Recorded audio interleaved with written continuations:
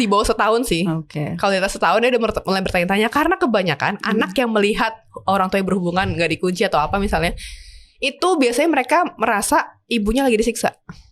Mereka taunya gitu, persepsinya gitu. Itu tapi sebelum SD ya.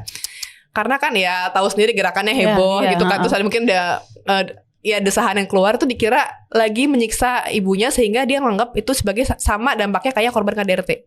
Menyaksikan KDRT. Apalagi kebanyakan orang tua yang kegap sama anaknya itu gak ngejelasin. Pura-pura langsung pakai baju panik gitu. Itu lagi nggak dibahas. Padahal sebetulnya kalau amit-amit sampai ketahuan harus dibahas. Harus. Nggak boleh nggak dibahas kayak gitu. Justru untuk merapikan kembali mental yang rusak itu harus dibahas. Kadang suka bingung kayak misalnya ada orang tua yang masih sekamar misalnya sama anaknya sampai anaknya umur 7 tahun gitu masih sekamar gitu. Nah tuh aku bingung ini berhubungannya gimana ya? Apakah harus menunggu waktu staycation bareng atau gimana gitu? Ruang tamu ada kan tapi atau anak sekolah? Nggak tahu juga ya, ada CCTV apa enggak, ntar pas di rewind ada begituan lagi di CCTV, ngeri juga. Anaknya nonton lagi ya?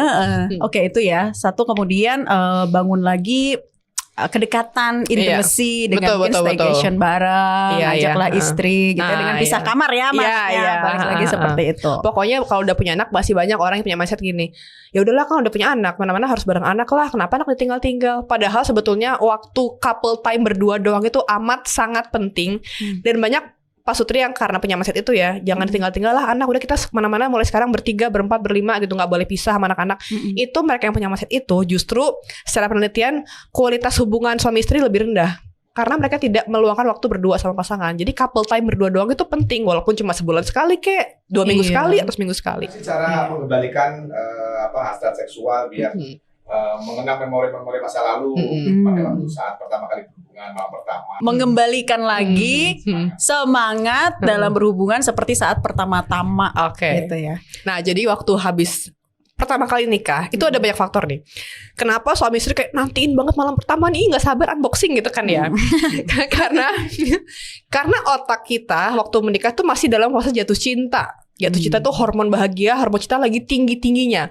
Sampai kayak semua tentang pasangan tuh semuanya bener, semuanya indah. Sampai ada kayak butterfly in stomach gitu, kayak apa namanya, kayak berbunga-bunga. Kalau lihat tuh deg-degan, pegang tuh kayak ada setrumnya gitu kan ya. Itu simptomnya ya. Simptomnya.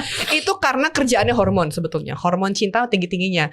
Makanya kalau udah gitu penampilan perempuan dan wanita saat malam pertama itu lagi bagus-bagusnya, lagi prima-primanya. Yang perempuan apa namanya ada spa khusus wanita pengantin saat sampai bawah gitu kan.